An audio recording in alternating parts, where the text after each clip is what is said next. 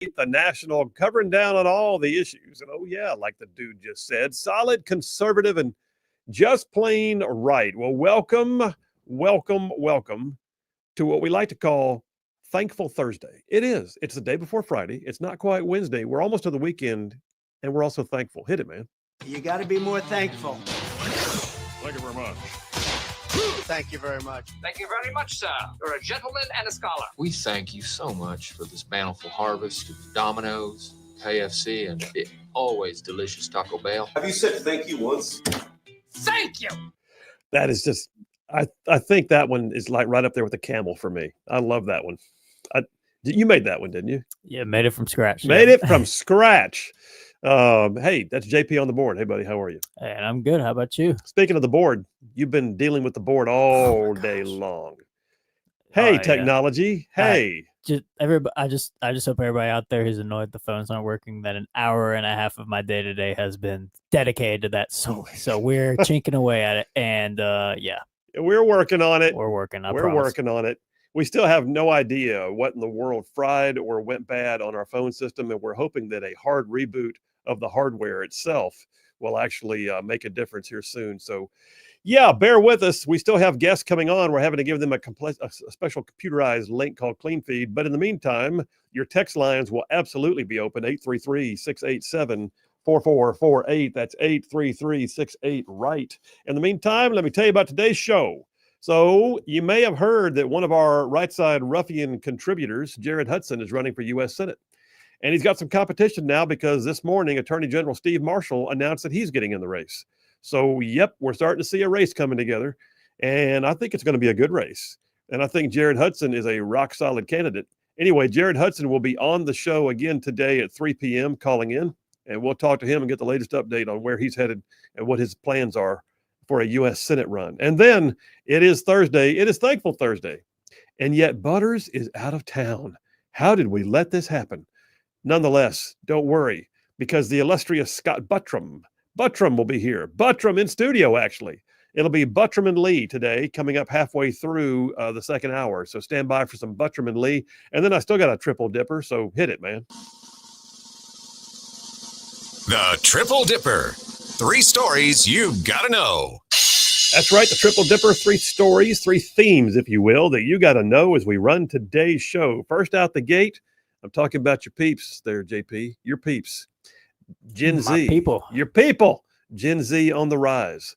So we've got one of our long-form podcasts being scheduled right now with a young guy named Brylan Hollyhand. You're going to hear that when it comes out. But lo and behold, Brylan also wrote a piece that came out in 1819 News today that talks about the very thing, that Gen Z is on the rise.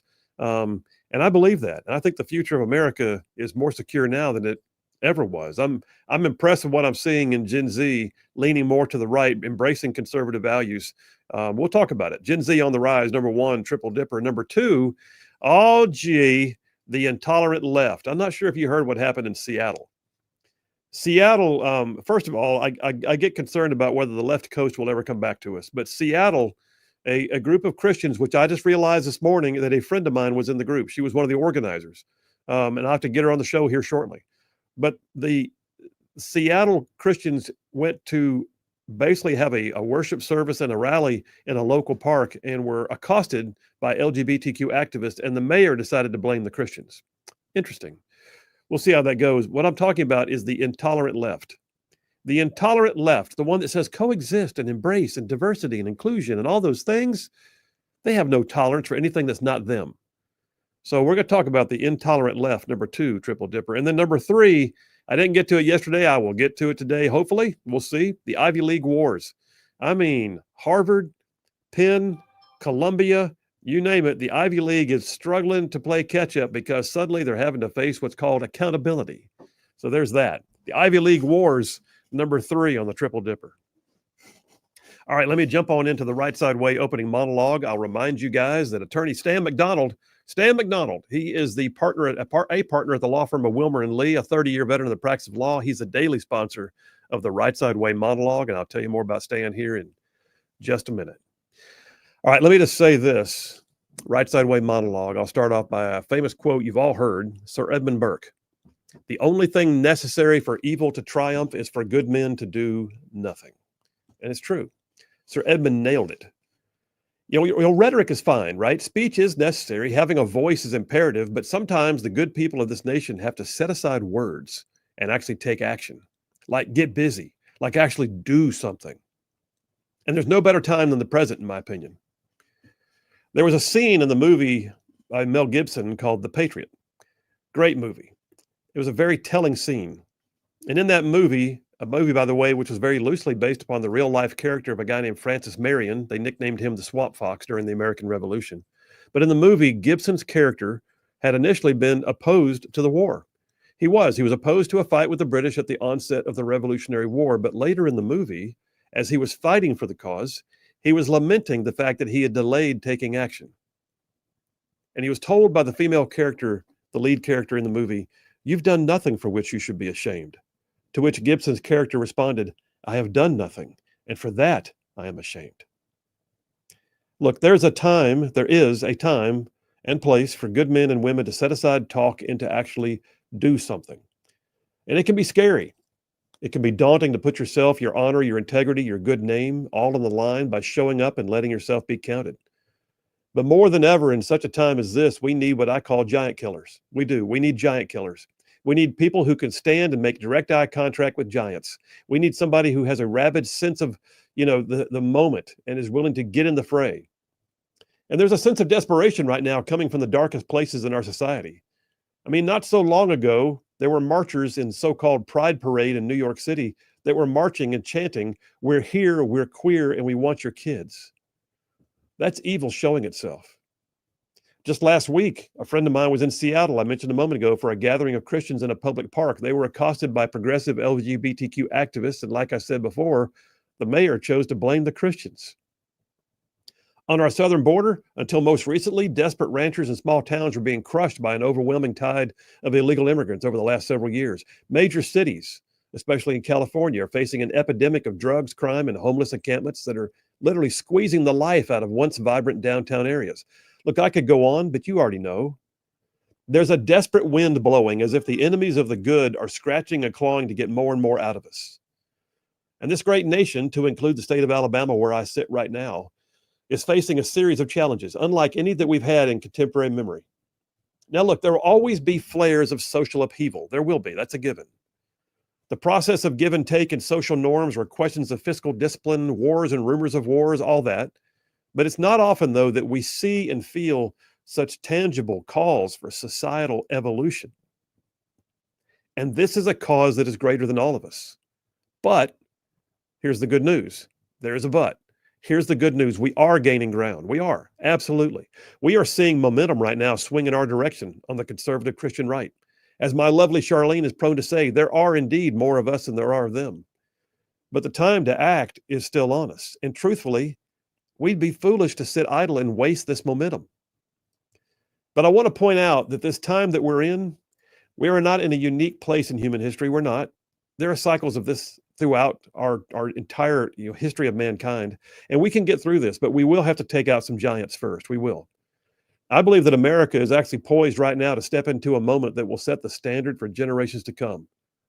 And whether to accept or hopefully refuse to accept a new normal, one in which civil liberties like assembly and speech and due process and the right to confront our accusers or the right to ensure our votes count, all of those things could go away if we just sit and speak and don't actually take action.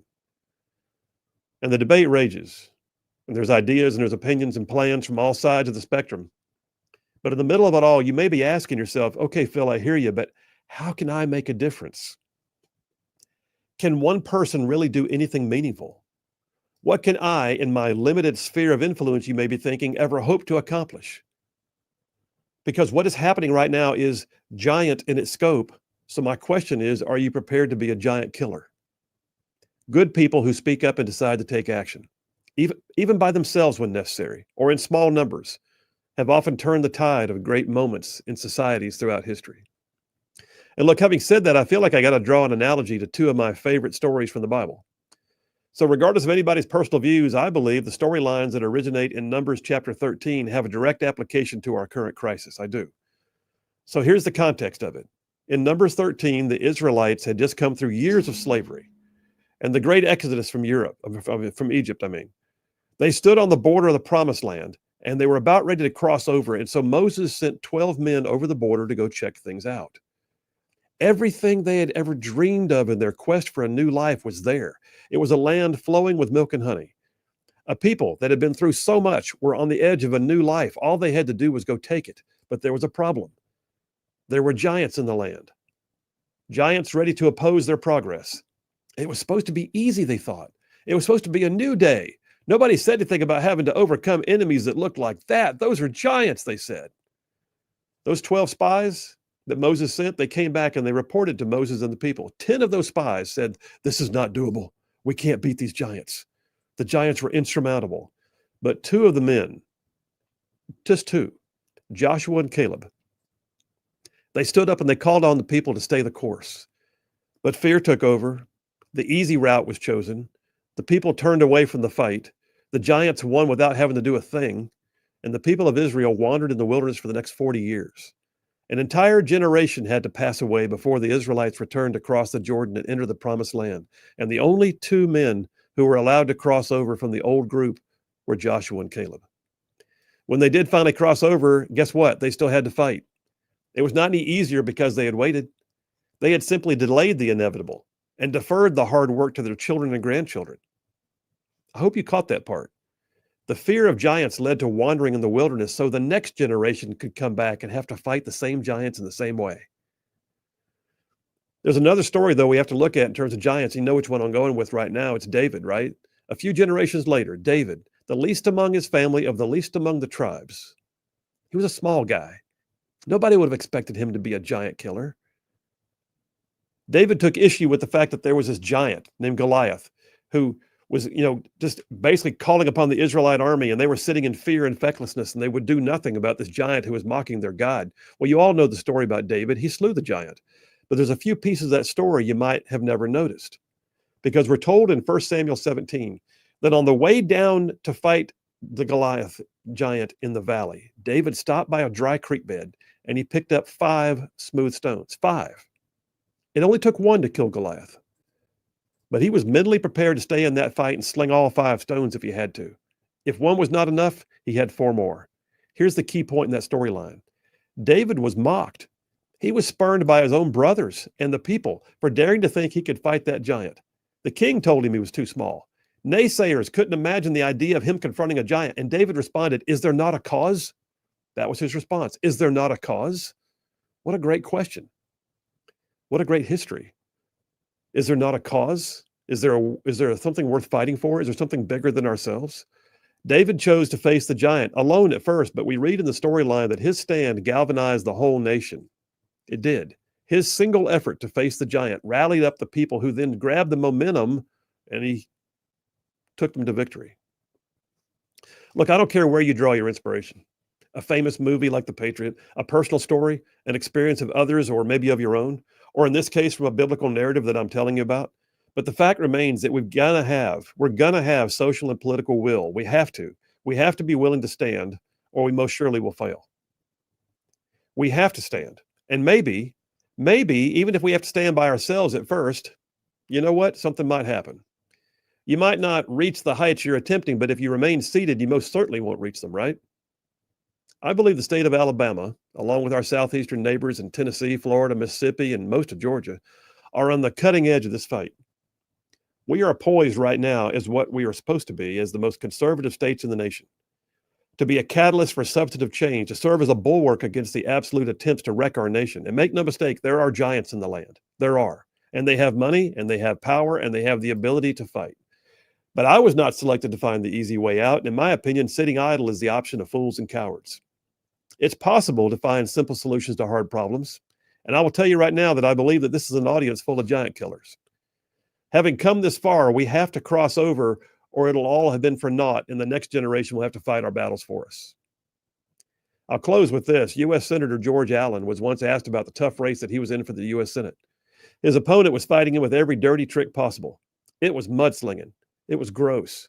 But Allen said, "Thunder's impressive, but it's lightning that does the work." You see, he knew that words sometimes would be supplanted by more meaningful action. So here's the deal. Something that I say often on the show: you find your place, you find your voice, find one or two others, go speak at a public hearing, organize a social media campaign, start your own podcast, support a strong candidate for office, run for office yourself, write a letter to the editor, do something. This is our country, and we are called to steward it well. And that broad-based strategy of stewardship is not easy by any means. It's certainly doable, though. These giants, they are not insurmountable, and we are not the kind to turn back. The world needs more giant killers. And that's a wrap for the Rightside Way. Yeah, think about it. David walked down into the valley looking at Goliath, having said, is there not a cause? Yes, there was. There was a cause worth fighting for. And so he picked up 5 stones. 5. He was in that fight for as long as it took because he knew that sometimes it's more than words. You got to do something. Bill Williams, Rightside Radio. We will be right back.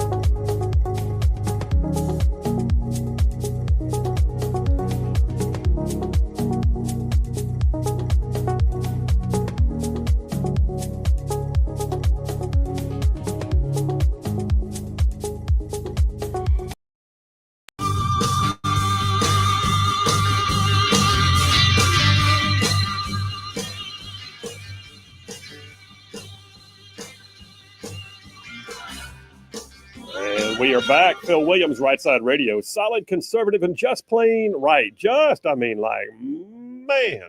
saving the world one soundbite at a time. All right.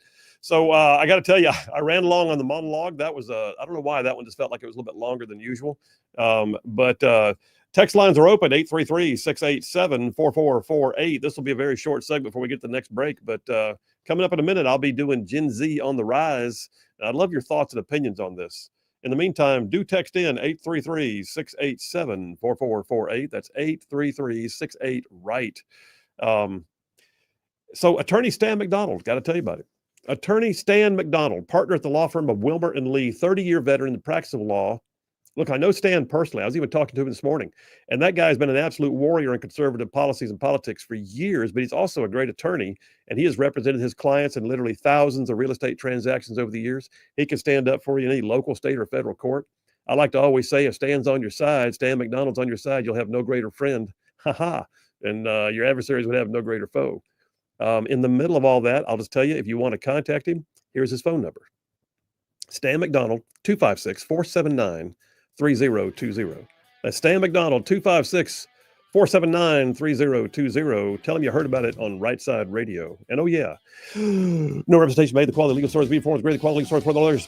Oh, shabam. Take me to a break, JP. I'm thankful.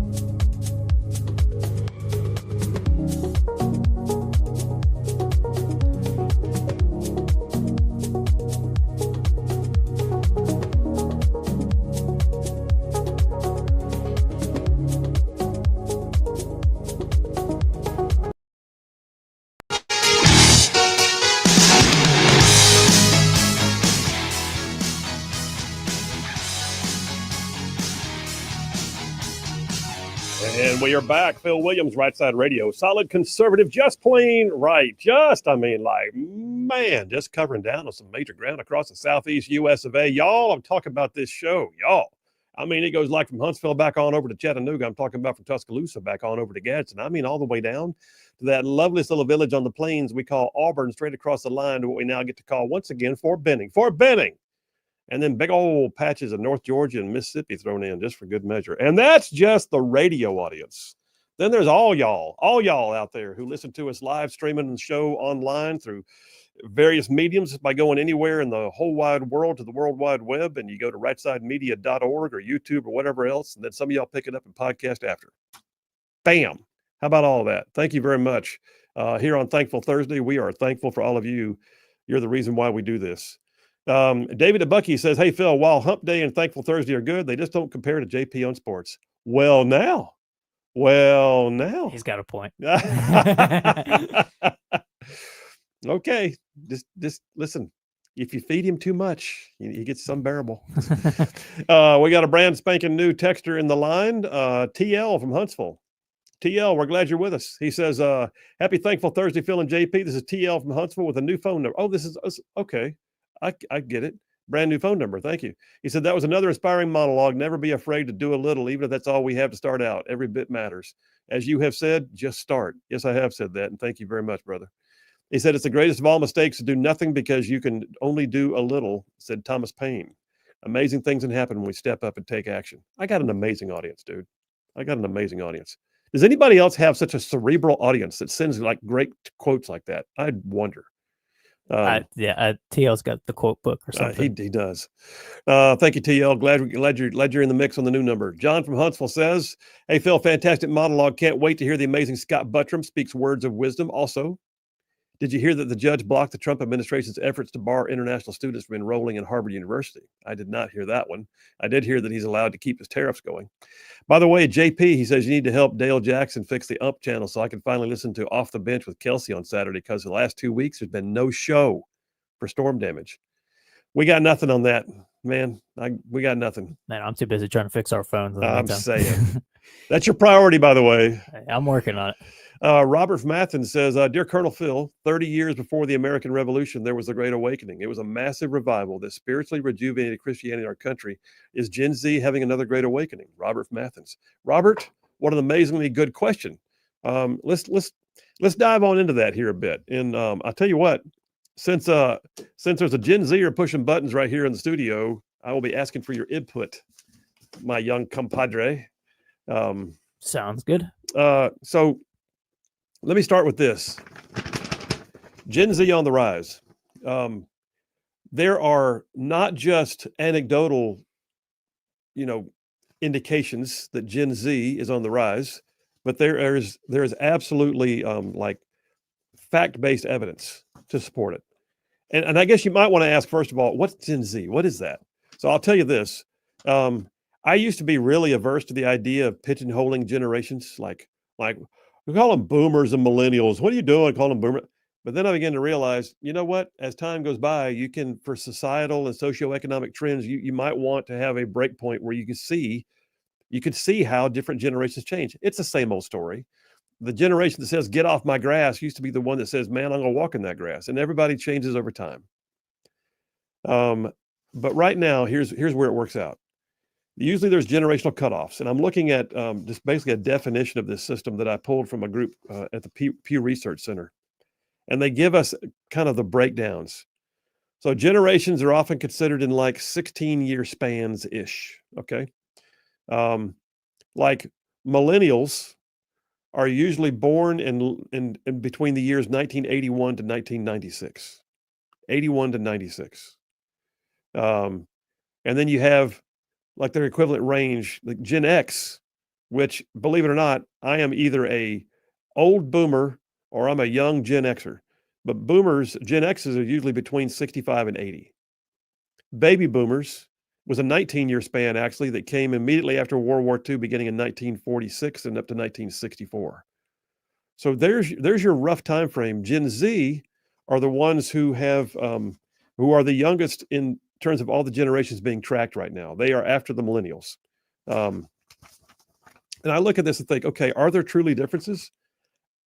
And there actually are, but there's also a lot of similarities.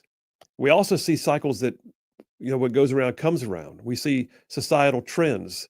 There may have been a trend by boomers who were hippies in the 60s to push back against authority. And then there was a trend back in the opposite direction in the 80s. And then it comes back around to the time of pushing back again in the modern era. And now we're swinging back again. And the cycles go back and forth. There's a young guy named Brylan Hollyhand. And I've met Brylan multiple times. And listen, he's one of those guys like JP who helps me see that we're going to be okay in the long run if more of them grow up like they are right now. Brylan Hollyhand is going to be doing a podcast with us here very soon. We've already been scheduling that in, our new Just Right podcast where we do long form discussions. He's going to be on it. We'll have that out here in a couple of weeks. But Brylan Hollyhand actually wrote a piece, and I first met him when he was like 10 years old. I mean, as a kid, he came to the State House. I was a state senator. He comes to my office. He's wearing a coat and tie, walking around the State House at 10 years old. Tells me he's going to start this thing called the Truth Gazette. And he's going to be reporting conservative news. And I'm like, okay, nice to meet you, young man. Did he do it? Yeah, he did. Did he win awards for it? Yeah, he did. Has he developed a national following? Yeah, he has. He just graduated from high school. He's about to start college. And the guy's interviewed Donald Trump. I mean, he's doing all this stuff. He's proving that Gen Z can get active. He wrote a piece that came out in 1819 News this morning. I hold it in my calloused old man paratrooper hands. He says the modern Democratic Party has spent years demonizing us, talking about young male Gen Zers, demonizing us, mocking masculinity, and replacing real leadership with TikTok cringe and rainbow flag activism. He said they shelled out tens of millions of dollars just to study us, not to talk to us, not to listen, not to ask honest questions, just study us like we're some kind of alien creatures under a microscope. But here's the part that got me. Here's why I kicked in on this dipper for the day. Brylan Hollyhand said, young men are not hard to figure out. We want freedom. We want opportunity. We want leaders who won't apologize for loving America.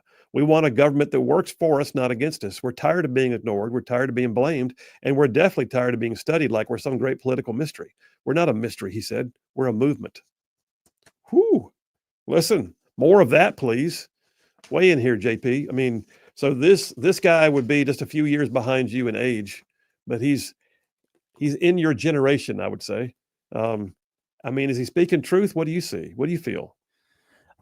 I would agree with that 100%. But I think the Democratic Party, they, like you said, it's almost like they're studying this alien, generation under a microscope. I just see it as a return to normalcy, I'd say. It's not this. I think it's a revolution of going back to normal and how life used to be before woke just kind of went on its tirade and tried to make this the new normal. That's not normal. I think the Gen Zers are realizing like, hey, this, it's okay to not be bought into all this stuff, but that's so alien to the Democratic Party. It's just a return to normalcy, in my opinion. Well, so the Democrat Party, and I got a piece here from Vox.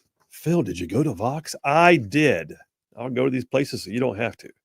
But they very carefully wrote this article that I've got in my hands here that talks about all the different polling, the reviews, and then a lot like the black vote for Democrats has been taken advantage of and just sort of taken for granted for years, that there's been a trend in the Democrat Party to believe they had the youth vote too. Yep. All right. So you're obviously of voting age in you're in your early 20s. This was my first election. I voted in this past one. Oh, nice. Yeah. All right. So you're in your early 20s.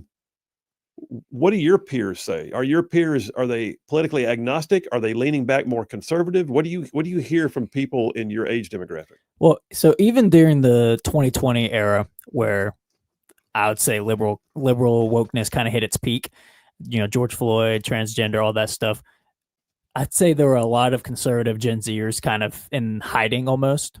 They were scared to speak up and say what they believed in. But I knew, like, although the fact that the liberal Gen Zers were the loudest, I didn't necessarily always believe that they were outnumbering the conservative ones. I think, they were almost scared to speak out because they knew they'd be canceled, they'd be ostracized, they'd be called misogynistic, racist, homophobe, whatever. But I think as the Trump administration is coming now, I've almost felt this sense of everybody in Gen Z, the conservative Gen Zers, kind of looking around like, oh, we can actually say something. It's okay. It's okay. We have air cover now almost, and they're becoming more and more outspoken. So I think that's what's causing this quote revival amongst Gen Z. I don't think it's like a conversion, although some people are probably waking up and realizing that wokeness is not it. I think it's mainly the conservative Gen Zers realizing it's now okay to speak up, and you're not going to be canceled and ostracized. It's okay. You can speak your opinion on things. Like there's a herd they can run with. Yes, exactly. So I think that's what's causing this revival mostly. Okay, so let me ask you this. I've got this piece from Vox, and it talks about the fact that, and I think Vox was also trying to sort of save the moment for the libs. Okay, all right, that's happening, but it's not as bad as we libs would like to think it might be. You know what I'm saying? Yeah. Like they're trying to recoup a little something out of it. But they did a number of polls, and they actually had a Harvard poll and a Yale poll, both of which are cited in here, that are indicating that absolutely, Gen Z did move more towards the Republican vote in this last cycle than ever before. And you saw a huge leaning, and it's not overwhelming, but we're talking about, multiple percentage points swung in the opposite direction from the previous elections. All right. That being said, they say that an analysis of the 2024 election gets the sense that there may actually be two versions of Gen Z when it comes to politics. There's old Gen Z and young Gen Z. They're breaking them down further. This is what libs do. They break it down into groups, right? Yeah, exactly. But they basically say that those that are between the ages of 18 to 24, and then those who are in the ages of 25 to 29, and that the older Gen Z still leans more towards liberal if you do the polling and the demographic runs, and the younger Gen Z is moving more towards conservative positions. Does that ring true to you? What do you think? I think so. I mean, so I'm technically a young Gen Zer. I'm 22 years old.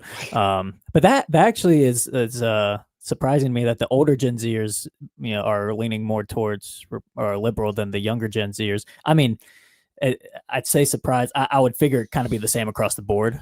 The same generation.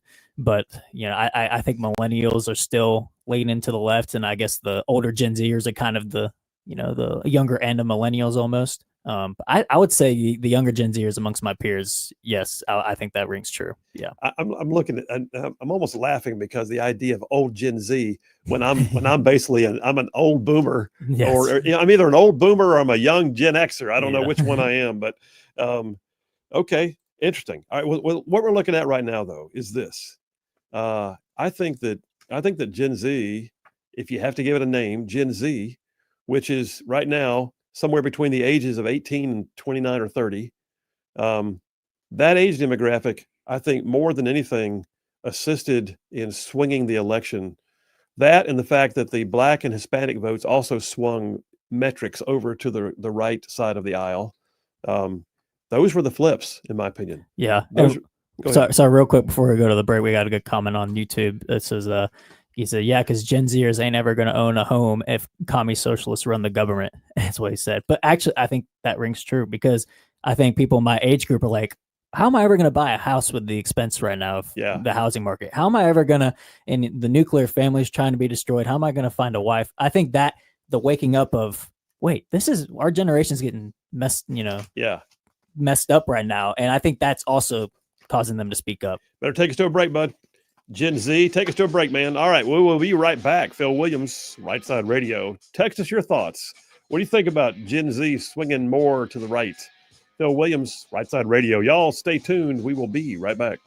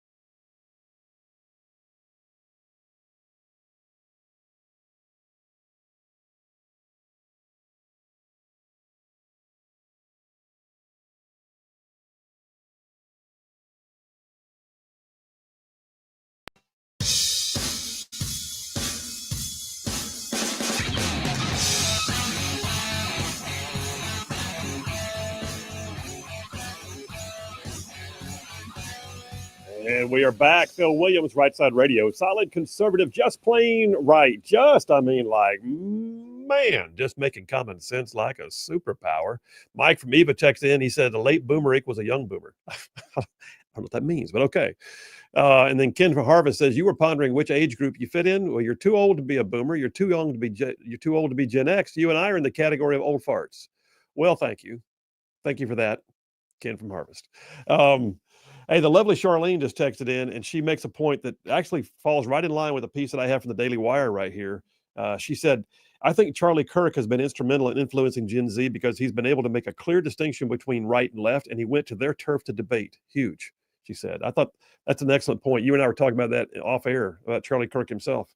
I think he played one of the biggest roles in getting college students to vote Republican this past or just that election. generation in general. Yeah. I mean, well, he even talked about his push to get college kids registered to vote in the first place like that. So, I mean, he worked tirelessly. I'd say his organization, TPUSA and TPUSA Action or something like that. Anyway, but yeah, absolutely. And that's the thing that, it goes back to my monologue. This is why I did that Giant Killers monologue, because it's about people getting busy. It's like we're talking about Jared Hudson, who's calling in a few minutes, who's never, been involved in politics at the level he's decided to run for, but he decided he's going to do it. And he's a millennial. We got Charlie Kirk, who just kind of came out of nowhere about 8 years ago, and TPUSA is a dominant force and it's changing the dynamic in what I would call the younger worldview. I got this piece from Daily Wire. Daily Wire, Gen Z did not swing as hard for Harris as Democrats had counted on. Harris won voters age 18 to 29 by only 11 points, which, by the way, was way down from Joe Biden, who won them by 24 points. Wow. And Hillary Clinton had won them by 19 points. So just from the Biden to the Harris numbers, they dropped 13 points. Wow. But then look at it even further when you break it down a little bit further. If you break it down in the male-female, Trump won men under 30 overall. He beat Harris by 2 points. That's so big. It was basically not just a swing by Gen Z. It was especially a swing by Gen Z men.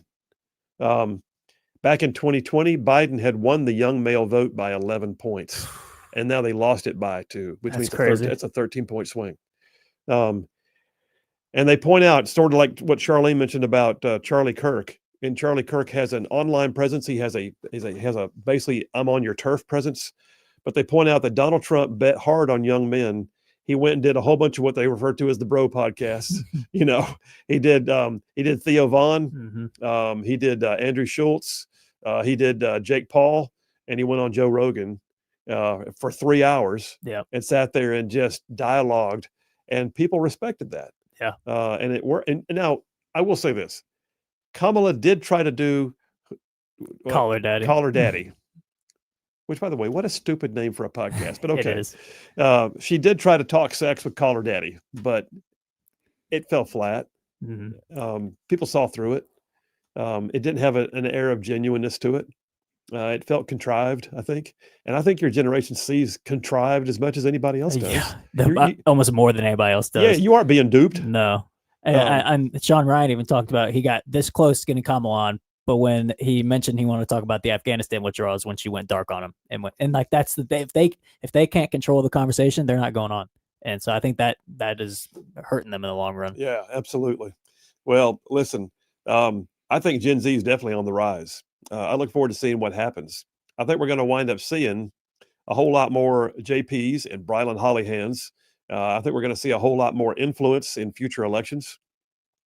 And we're not done because the presidential election is over. We have Senate elections. We have gubernatorial elections. We have local elections. I think you're going to wind up seeing that more and more candidates would do well to make sure they court even the youngest of our voters, because I think that's one of the reasons why Trump won so overwhelmingly. All right, coming up next, we got our buddy Jared Hudson calling in, running for the U.S. Senate, former Navy SEAL, and one of our podcasters. Phil Williams, Rightside Radio. Y'all stay tuned. We'll be right back.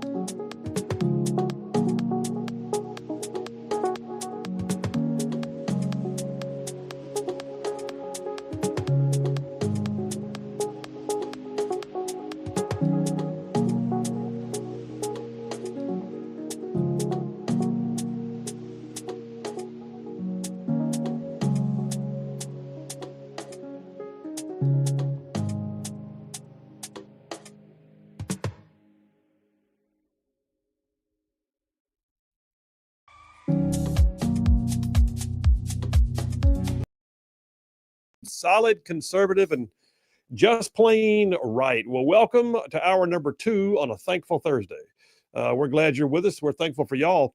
And listen, you heard him most recently on the show, but there's a guy who has been part of the Rightside team here for a bit, Jared Hudson, former Navy SEAL, who has now been working in terms of competing or conquering, actually, human trafficking.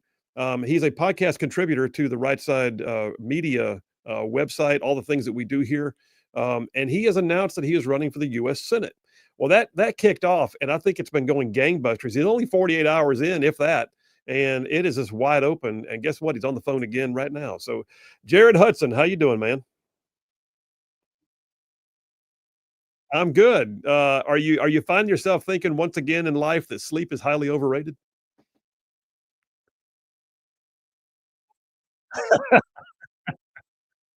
Yeah. Well, so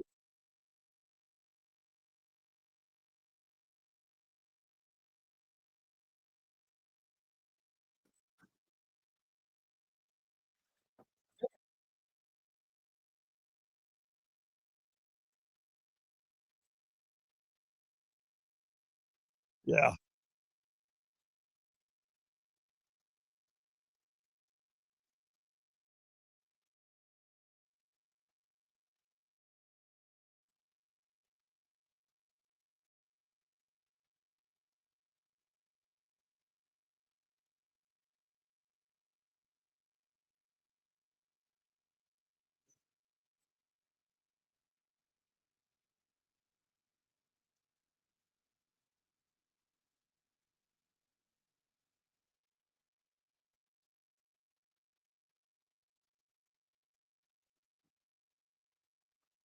you know, um, and really praying about it. And she said, "No, I think we're supposed to do this."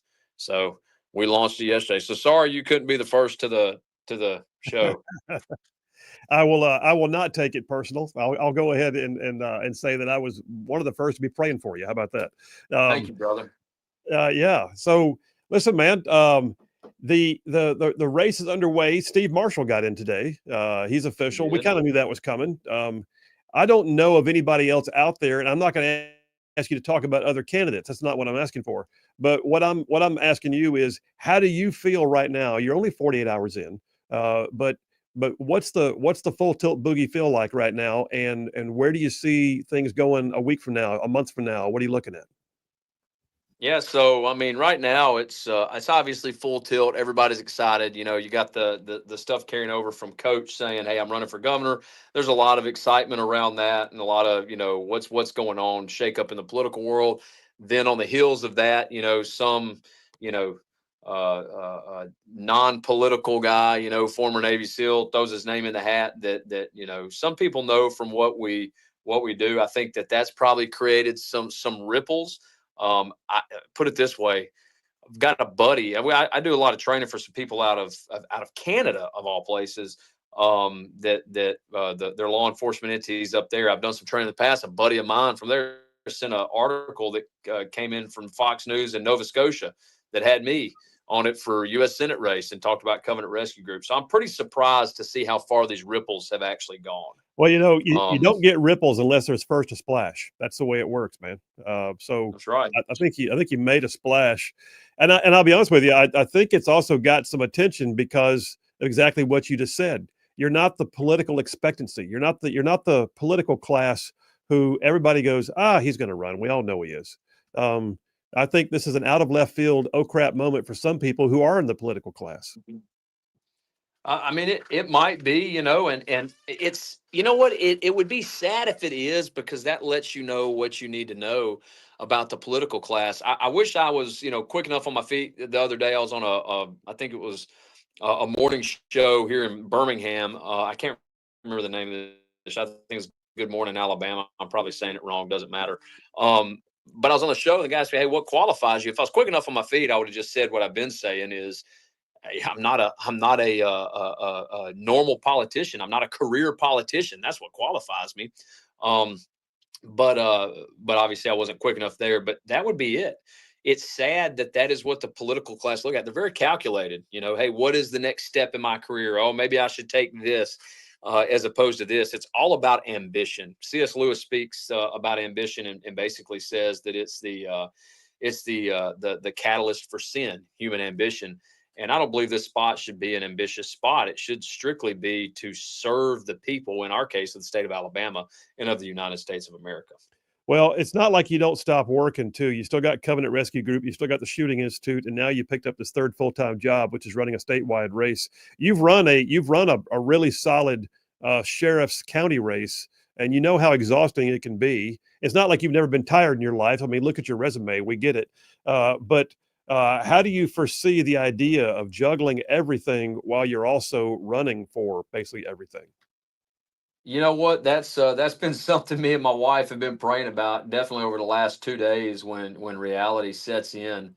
Um, and I would ask anybody here that's a believer to pray for us on that, because we do. We have the full-time training company that I'm the CEO of. We have the nonprofit that I'm the CEO of, and then now we're running this campaign that's statewide. Man, I don't know how we're going to juggle it, and then all of those things are going to be time-consuming.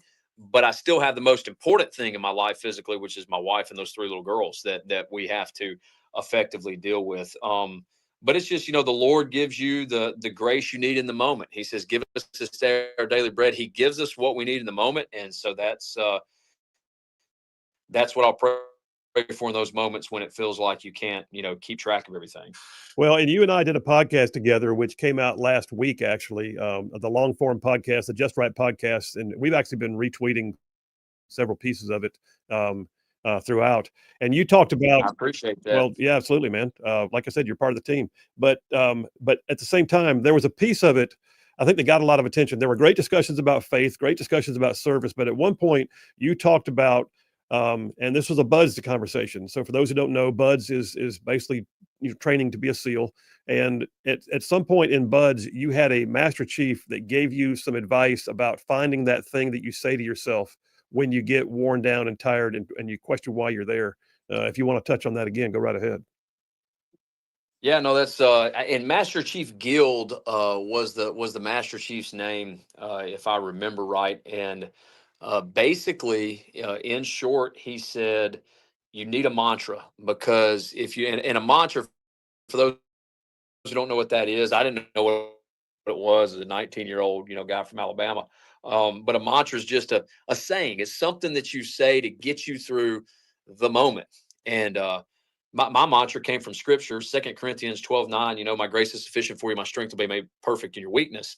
And that is what a mantra is. And if you have a mantra, if you're saying this over and over and over again to yourself, you'll wind up making it through the hardship or the hard time, whatever you're going through. But if you don't have something to get your mind off of it and you focus on the pain that you're in, you won't make it through it. And so that's a way. That's the way that, at least, one of the things they taught us in training, which they don't really teach you a lot. They're really just trying to find out who you are. It's a selection process. But one of the things I did learn was I've got to focus my mind somewhere else besides this physical pain I'm in right now. And it's going to be the same way with this. You're going to have to focus your mind on something else besides the hassle of a campaign. And I say hassle because a campaign is that, a political campaign is a hassle. It's actually not that hard. It's just hasslesome. That's what I experienced in the county race. Well, and it is, and I fully expect you're going to get tired. But just like Moses had people that were holding his arms up during the battle, there's going to be those who are surrounding you. So who's your inner core? You got. I assume, you hope, and I hope you got an inner core of people who are going to be holding your arms up while you're continuing to labor through the battle. I do. Obviously, my wife being number one, because she's in the battle with me, right? We're one flesh. We're together as one. And but at the same time, a cord of 3 strands is not easily broken. Well, my wife is right there joined with me in that. So my family, my mom, my dad, my brothers, my sisters that are my sister, I guess I should say, that are around me, aunts and uncles. A lot of people in my family, at least from the Gadsden area, they have all rallied around me on this, and then obviously my team with TSI and Covenant Rescue Group. they're all fully aware of what's going on. They're supportive and they're rallied around me. And then the last thing I'll give is there's a Bible study group I'm a part of called the Misfits, and we call ourselves the Misfits. Out of Gardendale First Baptist Church. It's a men's Bible study. Those guys have rallied around me. Last but not least would be all of the team guys and SEALs, the brotherhood that I'm a part of being a SEAL, obviously. Man, there's guys in California that have reached out and said, man, I'm seeing you on Fox News. We got to get you a fundraiser going. Let's get to it. Let's help you out. The brotherhood has really joined around me, and I haven't even asked them to. They're just seeing news articles. Yeah. Well, it's like I said the other day, we all know that when SEALs get off active duty, they either write a book or run for office, and there you are. Yep, that's right. Man. Well, listen, Jared Hudson, we're going to keep tabs to this. You got, a week is a lifetime in politics, and you've got a year to go. So we're going to keep an eye on it, brother. And I appreciate it. Absolutely, man. We'll stay in touch, and we'll have you on many times. All right. Thank you, brother. Y'all have a great day. All right. Take care. Jared Hudson, former Navy SEAL, podcast contributor to the Rightside Media. And you can also see a very long, which we didn't know he was going to run for office when we did this. We recorded it like a month and a half ago. And we have a deep dive. What does this guy look like? Interview with him. You can find it on our website, rightsidemedia.org, or on our YouTube. It's called the Just Right Podcast. And this one, it was a Warriors, Faith, Family, and Freedom, I believe. And it's with Jared Hudson. Anyway, he's running for the U.S. Senate. Keep your eye on it. It's going to be a great race. All right, we're taking a break. Phil Williams, Rightside Radio. Y'all stay tuned. We will be right back.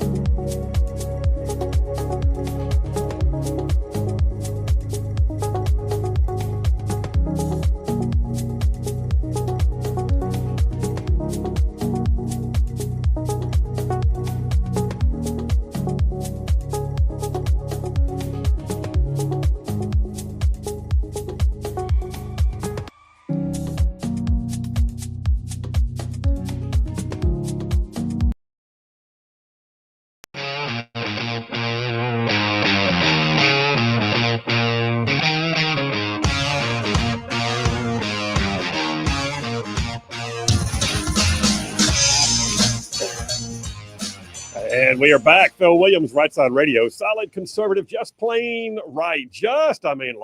Man, saving the world one soundbite at a time. John from Huntsville has a special request, and I think he's going to wind up giving you extra points for this. But I agree. I think we're way overdue to hear the panicking sound effect, the panicking screaming goat sound effect. Hit it, man. Oh, I love that sound effect. I don't know why, but it cracks me up. We've had people that literally said that we play that sound effect and they almost run off the road. But yeah, there you go, John from Huntsville. You got your screaming goat panicking sound. I hope effect. we didn't just cause a pile up on I'm hoping 65. If we hear that 565 is backed up, it's not our fault. It was John's fault. Yeah, John from Huntsville. Yeah, there you go. Tom with all the kids up in Huntsville. Tom with all the kids. He says, as Jared Hudson says, he's got my vote. Well, there you go. All right, outstanding. John from Harvest says, oh yeah, I see what you're saying. By the way, John from Harvest. So if you're streaming the show, you may be getting a slight delay on us coming in on one of the bumps because YouTube kept locking us out. So it's live on radio, but it's not always live on YouTube for the first few seconds. Same thing TL from Huntsville says. Jerry from Decatur says, JP, I hope you're right concerning generational change coming back around. I have 2 grandchildren in Austin, Texas, and they keep saying, and they say, keep Austin weird. There's hope. I will keep the faith. Well, hey, the big blue cities are always going to be big blue cities. But I'd say across the board, there's a revival. I think there is. I really do. And then Mike from Florence says, Phil, the places you go to so we don't have to. Okay. What's he saying? He says, Fox, I listen to the car and Sirius. Some of the others, AL.com, I think we should all go to from time to time. If not, how else are we going to know what they are spreading? And if we don't know how we're going to be prepared to defend against it, that's why I occasionally listen to Progress. That's also good for a few laughs. Mike, I mean, your point's well taken. All I'm saying is I'm going there so you don't have to, but go right there if you want to. That's all good. If you want to read Axios and those kind of things, you dive right in, brother. Just be prepared to take a shower when you're done. There were several things happening right now. I will tell you this. One of the things that's happening here at Rightside is that we have a brand new podcast that is out. The second edition of the Just Right podcast came out. The Just Right podcast with me, Phil Williams. This is a long form podcast. All right. This is the one where we're like deep diving with some of the most interesting people you'll ever meet. And it's really fascinating to like spend time, and they get past the initial intro. They get past the moment when, they don't have any talking points left, which the folks we've been interviewing so far haven't had any true talking points. They just talk and you just dialogue and you just get to know them. Well, Jared Hudson, who we just had on the show a minute ago, if you want to see an hour and a half of the inner core of Jared Hudson, we did it. And we didn't even know he was going to run for office when we did it. We recorded that thing like a month and a half ago, put it in the can, did all the production, got it ready, and it came out last week, and it is making the rounds right now because here he is declared for the Senate. We released a second edition of the Just Right podcast this week with a guy named Conrad Thompson, who's got the craziest story I've ever heard, and it's so cool. A successful mortgage banker, an entrepreneur, he's in his 20s, and then he meets Ric Flair, the professional wrestler. He marries Ric Flair's daughter. Next thing you know, Ric Flair's got a podcast, has no idea how to podcast. So he asked his son-in-law, hey, can you help me? Sure, why not? He is now the biggest podcaster in all of professional wrestling. He is known worldwide. He puts on the biggest events. And a couple of years ago, they honored him by inducting him into the Pro Wrestling Hall of Fame as a broadcaster. And he lives right here in Alabama. By the way, the guy's made a mint doing it. So all that to say, crazy cool stories. And we got another one coming out next week that I'm really excited about. I'll just go ahead and tell you, just as a prelude, brace yourselves for a story that is going to inspire you. Brace yourselves for a story that might even move you to tears. I had a couple of times in the interview, JP can attest, I had a couple of times where I had a hard time getting a hold of myself to keep asking questions. Picture a young lady who at 12 years old escaped from communist Vietnam. The rescue boat she's on got raided by pirates. She winds up washing up in some, far-flung area, and she spends time in a refugee camp. And then lo and behold, an American family sponsors her, and she loves this country. Her mission in life now is to make sure Vietnam veterans know how much she appreciates them and how much Americans should appreciate their country. It is the most dynamic and moving and yet calm and humble conversation I think I've ever had. That's coming out next week. We'll have it up for you on Tuesday evening. All that plus more. Listen, y'all, there's a lot going on at Rightside Media. But coming up next here in just a minute, the next thing we're going to do, somehow or another, we let Butters get out of town. Butters got out of town. So sitting in studio with me right now is the Secretary of Common Sense, Scott Buttram, who's going to be coming on with us here momentarily. Scotty Buttram, glad to have you, man. Glad to be here. We're taking a break. We'll come right back for some Buttram and Lee. Phil Williams, Rightside Radio. Y'all stay tuned. We'll be right back.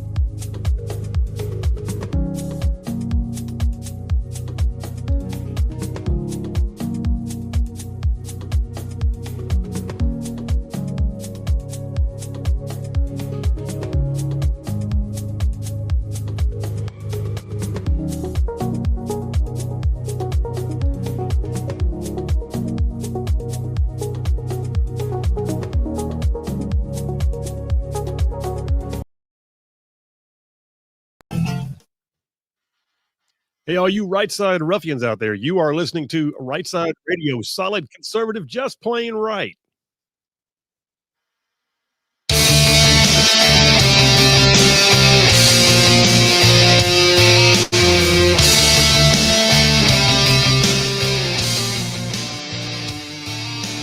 And we are back. Phil Williams, Right Side Radio, solid conservative, just plain right. Just covering down on some major ground across the southeast U.S. of A. Y'all, I'm talking about this show. This show goes from like Huntsville back on over to Chattanooga. I'm talking about from Tuscaloosa back on over to Gadsden. I mean, all the way down to that loveliest little village on the plains we call Auburn, straight across the border to what we now call, once again, Fort Benning. Fort Benning.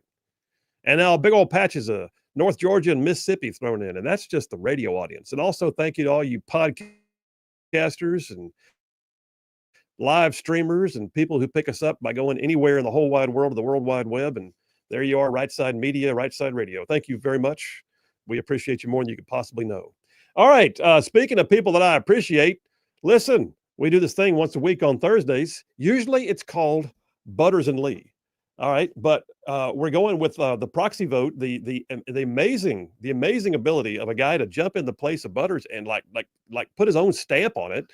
So let me just go ahead and say we're about to have a slightly different version of Butters and Lee. Let me make some introductions real quick. From up yonder in Huntsville, that dynamic diva of discerning dialogue, that pugnacious pontificator of prognostication, that would be Lee from Huntsville. Are you there?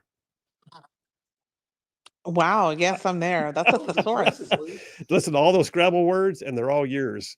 All right. Turning my attention to right here in the studio, known oftentimes as the Secretary of Common Sense. He is the Ayatollah of newsworthy shinola. That would be Scott Buttram. Hey, man, how are you? I'm good. How are you doing? I'm good. Hey, if I'm in the Right Side studio, I'm doing good. It's a good day. You are having a good time. All right. I pronounce a quorum. Hit me some whoop-whoops.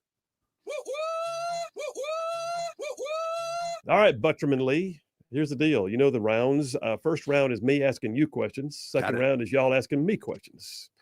I'll go with the guest in studio first. So here's the first question for you guys. So like currently, the only candidates of record to run for Tuberville's seat officially are Jared Hudson, who was on my show a little while ago, and Attorney General Steve Marshall. Both pretty strong dudes, both guys with an incredible resume, different resumes. But here's my question. Your thoughts on those two candidates. And by the way, do you see any other outlier candidates or people you think are going to jump in? Scott, you first. Unlike some of my colleagues in the media, I don't get the rumors you guys get. I listened in on Grand Council yesterday, and you and Jeff and Dale, and we talk a lot individually, all of us do, and they pick up a lot of rumors. I don't get a lot of that, and being more of a local paper, that makes sense. I do not have a name. One name I've wondered about, and I'm not even sure I know his name, Gerald Wilkins, maybe. He ran, I can't think, against Gary Palmer. I've heard of it. Yeah, Garrick Wilkins, I think. Garrick Wilkins, yeah. And I don't know. I haven't heard anything, but I kind of thought he was a good candidate against Palmer and thought he could be a good candidate in the future should he decide to stay with it. I don't have any specific names, but I do not think we're anywhere near the end of this field. I think there will be several more names. Well, it's very rare you have an open Senate seat to run for. That's right. And I will say, I forgot to mention earlier, you are indeed the publisher of the Trustful Tribune. Right. So you have your finger on the pulse of news. But all right, let me turn my attention to Lee from Huntsville. Lee, what do you think? We got Jared Hudson and Steve Marshall both officially in the race. You see any other names? And what do you think about those two guys? I haven't really heard of anybody worth note, but I wonder if somebody like a John Wall might throw their hat in. Maybe. But I think that Steve Marshall is a great AG. I've heard him speak many times, and I think he's a very solid candidate. And he's fought for Alabama. I mean, I'd vote for him. But Jared is a former Navy SEAL, and that's kind of hot right now. You know, former Navy SEAL, now turned senator or representative. That's a big trend. So I could also see him picking up steam there. He did lose a sheriff's race, I believe, He did. Was it Jefferson County? Yeah. I mean, so he's had some experience running a campaign, but This is good. For me, I see his issues maybe raising money. Running a national campaign like that is a whole lot different. But I wish him the best. I've met him as well, and a nice, solid conservative guy. I'd vote for him as well. But no, as far as that, I haven't really heard anything else. I know Ainsworth isn't. He spoke. I saw him speak recently, and basically he just said, "My kids are young; they're in high school, in middle school. You know, he lives up here, and his kids go to school in Huntsville, um, and basically he doesn't want to be away." And I totally understand that. So and he's young. I think he'll run for governor eventually. I just think he's not going to do that now. He'll go back to his own business. Okay, I'll tell you what. Let me take a sidebar with both of you then, because Will Ainsworth was considered to be a top tier possibility to run for governor, and I think the Tommy Tuberville move upset that apple cart. And I get it. I do. But Ainsworth is still absolutely a viable person for statewide something. I agree. And I've known him for a long time. He's a good guy. He's a great dude. So that being said, how does Ainsworth, if he literally steps back, I mean, he's not going to run for lieutenant governor again. He's termed out. He's not going to step down to Secretary of State. That feels like a different role. He can't run for governor right now, and he's saying he's not going to run for U.S. Senate. How does he keep his name in the hat so that people don't lose sight of who he is for 4 years?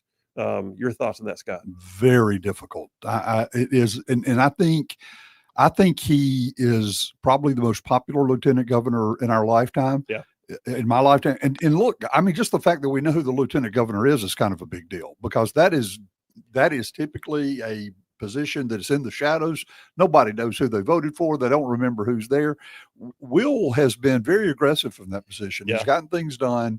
I think this is his moment. And I think if he steps away, he could come back at some level. I think he's got the popularity and the record to do that.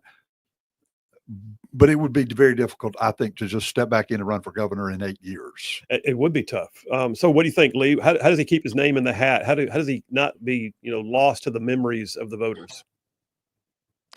Yeah, I agree. It's going to be difficult maintain just high level in the state Republican Party, but it's going to be tough. But I have to respect someone who chooses his kids over a Senate seat. That's right. So good for him. And he has his own business. He can go back to that. Yeah. But yes, it would be a lot of rebuilding. What I find interesting, and I want everybody to think this could be totally different had Kay Ivey not run again, which she shouldn't have. Yeah. I don't think she's in health to maintain it at all. And he would have been governor, and he would be running as an incumbent. So everybody just think about that. Nana kind of cost him, and I know there's never been good blood between them. Just thinking. Yeah, Lee's onto something. Well, I think you nailed it. I think you're right. I think somebody staying in office past when they should have has a tendency to basically it. I used to say it like in the National Guard. It was so frustrating because the National Guard, the ranks are stovepiped. You can't get around somebody who's holding a seat. Right. You can't get promoted to sergeant if there's a sergeant who still is in the sergeant slot. That's right. And sometimes you got to wait for people to age out just so you can get promoted. It's ridiculous. And that's the way I feel like politics is sometimes. You got people that hold the seat and they won't let go of it. And they should have a long time ago. Before we move away from this question, Phil, one name we should probably all keep in mind, the consensus is he's coming back and running somewhere, but nobody knows where. And that's John Merrill. Oh, I feel like he's going to pop up in this cycle somewhere. I'm hearing John Merrill for lieutenant governor. Well, that's going to be crowded too. So I think that's going to be a very crowded race. Yeah. And I'll throw this out there for you guys. We don't know yet what John Wall's plans are. Right.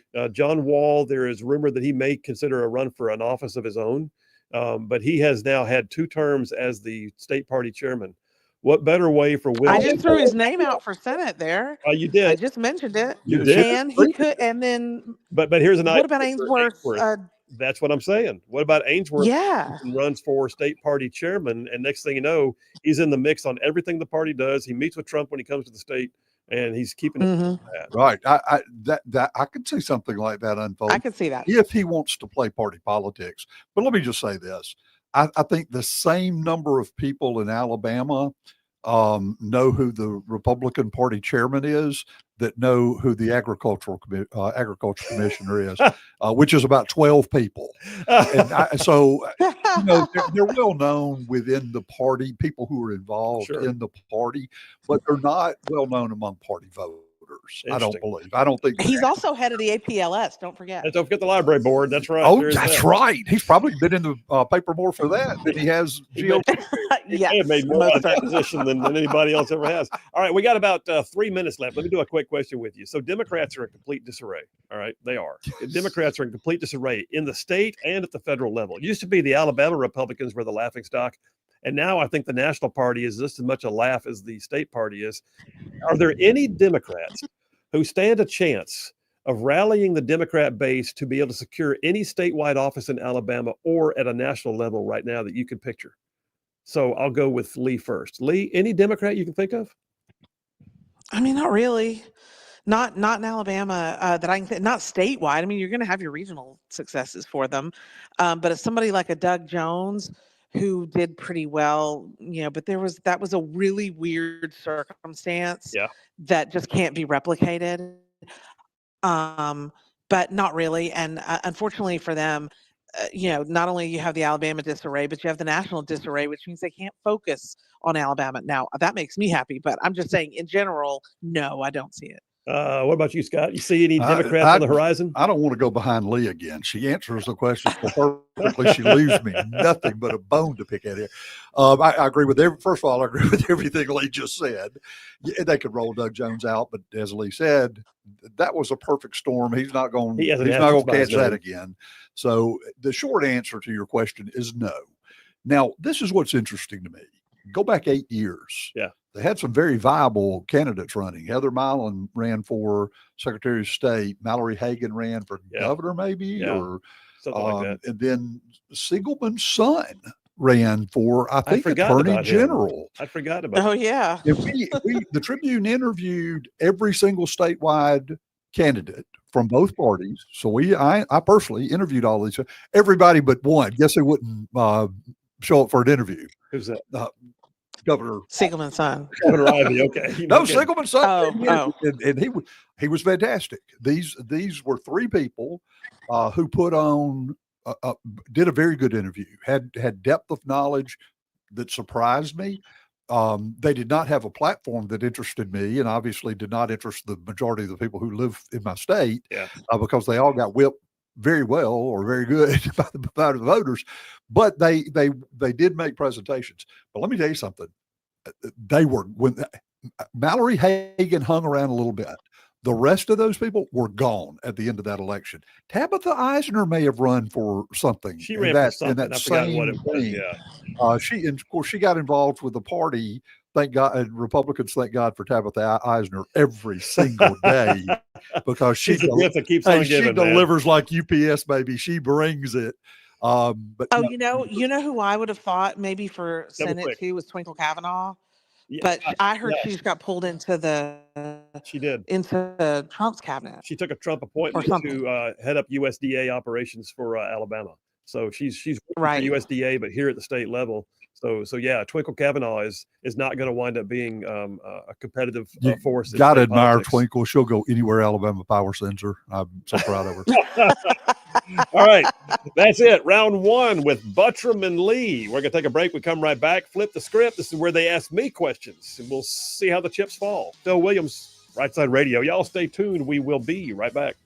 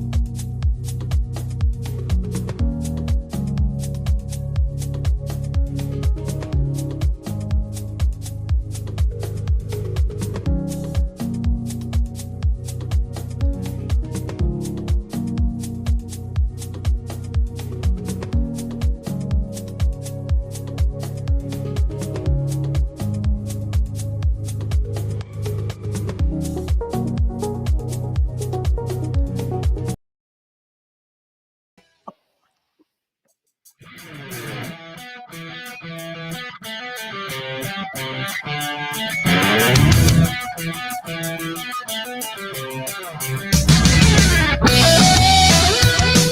we are back. Phil Williams, Rightside Radio. Solid conservative, just plain right. Making common sense like a superpower. Hey, real quick before we go to Butters and Lee, I got to say there was a text from Sam from Priceville who says the rumor I heard was that Bruce Pearl might run for the Senate seat. And personally said I would support Steve Marshall. Okay. I did hear about Bruce Pearl, but I also heard that is a non-issue because Bruce Pearl, there is something going on that he would not be able to qualify for the race. And so that couldn't happen. Plus he's got a multi-million-dollar contract through 2030 with Auburn. And so I'm just thinking maybe not. Take a pretty big pay cut. To go to Washington. Yeah. All right. Second round, Buttram and Lee. First question from you. What you got for me? Okay. I'm going to go with a two-parter because the first part you're going to answer very quickly, and that'll end it unless I have another follow-up here. So I did an interview. I think it was with Jeff Poore last week, talking about the Alabama House and Senate Republican supermajority that we now kind of snicker when we say that because it is Republican, but it's not necessarily conservative in a lot of ways. And I went on one of my patented rants about how frustrated I was with that. Hung up the phone, and within about 5 minutes, I get a call from Rusty Gibson down in South Alabama, who I mentioned in that. We need some conservative legislators like Rusty was, and coming back, and he is. You mean Rusty back. Glover? Rusty Glover. What did I say? Rusty Gibson? Yeah. He's an attorney friend of mine somewhere else. So, gotcha. but no, Rusty Glover down in South Alabama. Great guy. Rusty is running again, so he's coming back. And I just kind of bemoan the fact that conservative group we had in 2010, you were there, turned things around, and we need some of those guys to come back. So first part of my question is, when are you running again? Shoot. I got nothing for you, brother. I told you. God has not said this is your mission in life. So here's my follow-up, because I knew that was going to be a quick no. Okay. So here's my follow-up. How many men over under on the House and on the Senate side, true conservatives, do we need in office to swing those groups back to true conservatism? I would say this. You need roughly 9 in the Senate. You need roughly 25 in the House. The reason I say that is because procedurally speaking, you can do things if you can band together a block of roughly those sizes, and then they can't get around you. And then if the Democrats want to play coy and they realize a Freedom Caucus style group is standing in the way of the Republicans doing something, then the Democrats will actually jump on that and go, hey, yeah, okay, we're not going to help either. And then next thing you know, you've got bargaining chips that people are actually moving more conservative. So I would say you're gonna roughly need 25 to 35 total, not just counting what's there. That's now. House total. Yeah. And then I would say if you can get 9 like that in the Senate, because there are only 35 members of the Senate, right, then you can procedurally create all kinds of havoc when they try to do things that are what I would call limp-wristed. So there's my numbers for you. Okay, that's what I wanted, the inside numbers. Let's get them done, man. Let's build us a Freedom Caucus. I say go for it. I got about 3 minutes, so let me turn my attention to Huntsville. Lee, what do you got for me? Okay, so this is about lawfare. So the media literally is in ecstasy because the Democrats can always find someone to federal judge to attempt to undo what Trump has done or block it or pause it or whatever. Right. My question is, aren't they setting up people for disappointment, because that could be totally reversed at Supreme Court level? Yeah. And B, what should Congress be doing right now instead of just sitting there letting him take all the slings and arrows and then really honestly not codifying things they should? Okay, so I got a lot to unpack in 45 seconds. So the reality is lawfare is real, and they've realized that's the only thing they've got because they're not gonna overwhelm the MAGA Republican plan right now. They're just going to delay it. So they're trying to run the clock out with lawfare by keeping things jammed up as long as they can. Should they be codifying things? By God, yes, they should. And I also recognize when I say that while we can sit out here and go, why haven't you done it yet? Well, okay, it doesn't move quite like that. There is a process, a procedure, and I get it. And I've been at state level. I know that. but they've got to start moving forward, and they've got to start saying, we like all those things, and we are indeed going to codify them, especially Doge. Why have they not begun the process of codifying the Doge cuts? I think it's Right. because they're scared to death of them, because they kind of like spending money.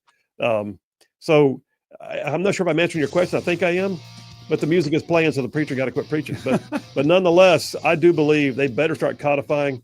I know it probably couldn't have happened yet, but if they don't have it on the agenda by the end of the year, something's decidedly wrong. Buttram and Lee, what a great session. That went fast. Loved it. Love both of you. All right. Thanks, Lee. Appreciate you. Scotty, thank you. Lee.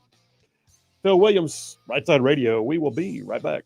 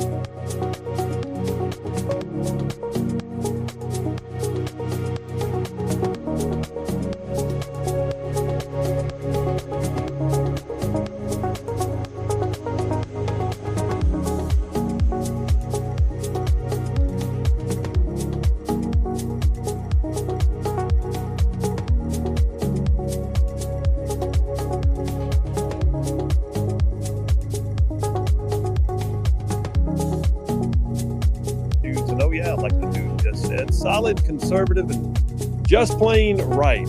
All right. Well, welcome back to hour number 3. We're glad you're with us. Hey, I'm going to tell you, I got a text from John from Huntsville a minute ago. He said Scott Buttram was here. He said, I heard a rumor that Scott Buttram's running for Alabama Senate. He's got my vote. Hey, John, I told him you texted that right before he walked out the door. And he said, that'll probably be the only vote I get. Well, I gotta say too, John from Huntsville commented on the YouTube and said, "Hey Scott Buttram, the reason why Dale Jackson has heard all these rumors that you haven't heard is because he's the one that created them." Fair point. Fair point. Hey, I got to tell you real quick before I move on to anything else. I got dippers planned. I got other things we're going to talk about, but I got to tell you there's some breaking news. So a minute ago on the Buttram and Lee segment we did, there was a discussion. I think it was Lee's question about lawfare. And about things that are happening in the courts and about the Democrats trying so, avidly to shut things down using legal action. And we better start codifying some stuff. Well, we did have a couple of wins today. So story just came out just in the last couple hours. I'm just now catching hold of it. The Supreme Court weighed in, and this was an 8-0 verdict. That's a clean sweep, y'all. 8-0. The Supreme Court has now limited judicial authority to block infrastructure projects because of environmental concerns. I think this is worthy of some applause right here. What this basically means, Yep. What this means is when the green activists go get the judge of their choice and they do forum shopping and they get a case that shuts down the ability to build a bridge or to improve a harbor or to do something that they think is going to affect the snail darter or the red cockaded woodpecker or God knows what. A lone decision was handed down just this morning that does a bit to curb judicial authority on things related to environmentalists blocking actual infrastructure projects, and that infrastructure is deemed as being necessary for the greater good. So I'm looking for a quote to see the justices said in their opinion of the court that the National Environmental Policy Act, which is what they often rely on, does not allow courts under the guise of judicial review to delay or block agency projects based on environmental effects of other projects separate from the project at hand. In other words, they can't just say, well, that one over there hurt a red cockaded woodpecker and the snail darter and the fish and saved the whales and stuff, so we can't build one here. Doesn't work like that. Every case will stand on its own. And you can't just shut down infrastructure that is considered necessary for the greater good. So that's a win. That's a big win. That's a Supreme Court win. And that was also a 8-0 win. So 8-0, man, that's a smackdown. The other one is, I'm not sure if I was even tracking this one, to be honest with you. But the U.S. Court of International Trade, believe it or not, U.S. Court of International Trade had ruled on Wednesday that Trump overstepped his authority on tariffs. And we now have a ruling from the appellate court, the U.S. Court of Appeals for the same circuit, came back and said, no, you can't just permanently enjoin those tariffs. It's a part of the executive branch authority, and he's allowed to move forward with tariffs. And they can proceed on the merits of the case and try to prove their case. But the appellate court has apparently said you cannot just enjoin tariffs. You can't stop a president from setting fiscal policy and trade policy. That's a part of what the executive branch is supposed to do. If you want to say that one or that one over there is wrong, okay. But you can't just say a president can't set tariffs, because guess what? A president can set tariffs. So the merits of the case still have to play out.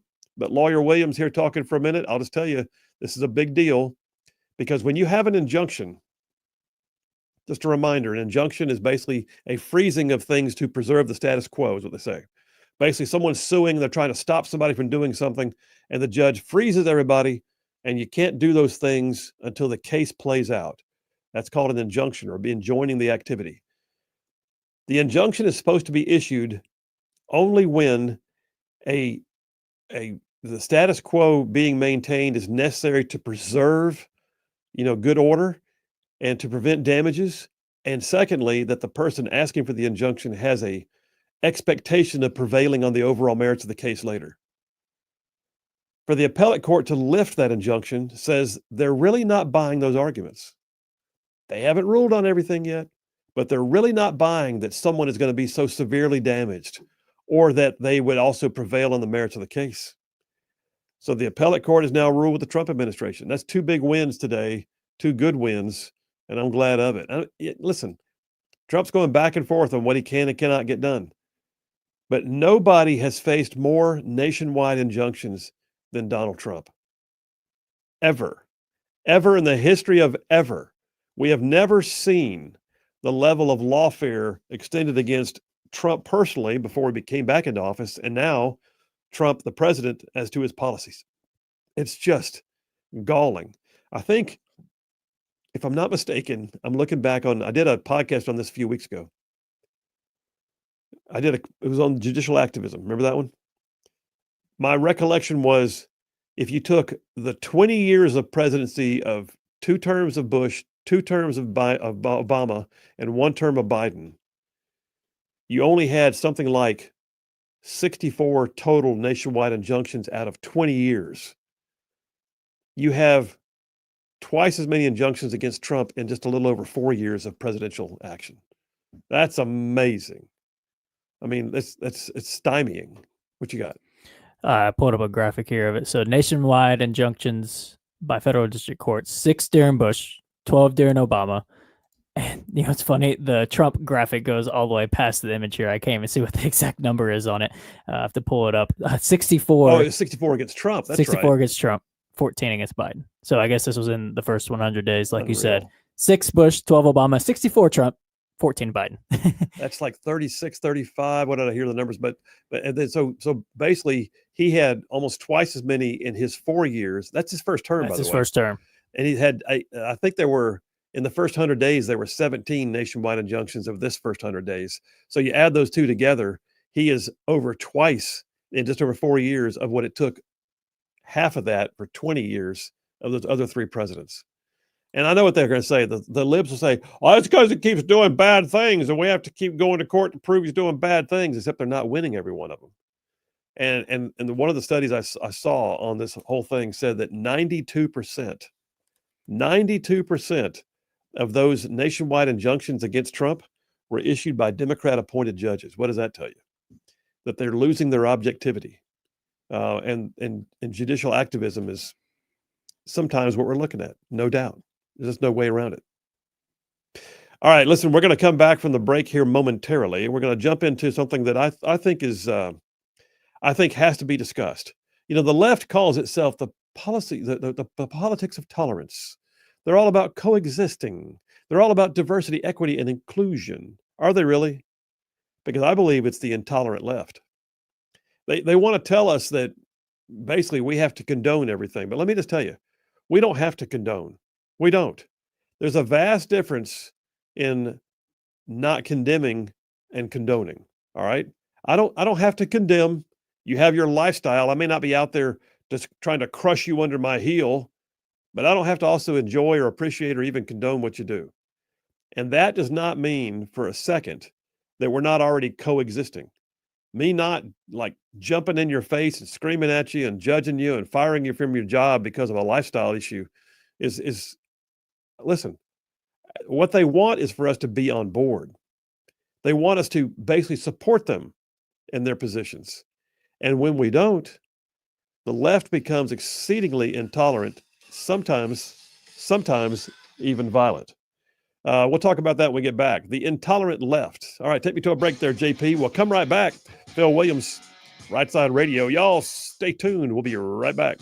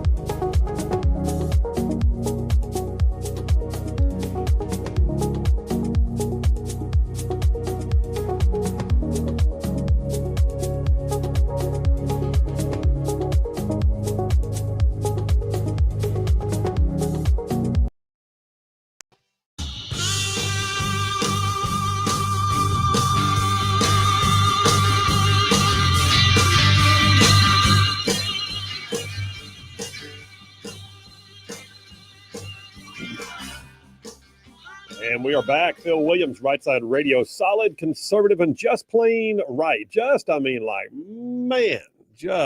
pulling pins on truth grenades. That's what we're doing. Bulletproof influence. That's who we are. So a couple of texts real quick.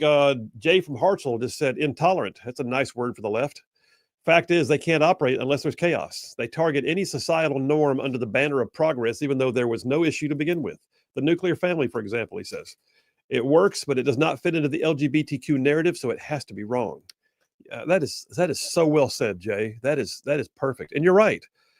Pick a societal norm, pick a tradition, a value, a principle, and you will find the left attacking it. And you look at it and go, well, wait a minute. Hang on a second. So what we're basically saying is y'all are anti-truth. That's where we are. And then I got a text from Dave from Capshaw, which I'm going to get into this. Dave, you were spot on. Dave from Capshaw says, Phil, regarding the event in Seattle, I read one article that said the Christian group had applied for a permit at one specific park and the city turned them down and made them go to a park in the heart of Antifa territory. Yes, sir, you are correct. So I did not know till this morning, but that an event that I was planning to talk about today actually had a friend of mine that was involved.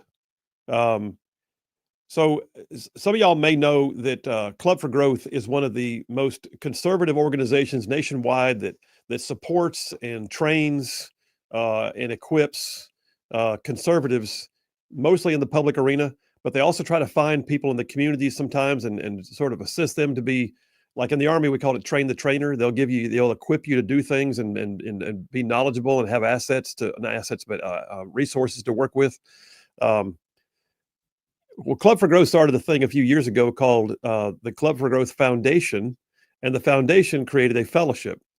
And the foundation fellowship looks for conservatives in the various states and then chooses them to become foundation fellows.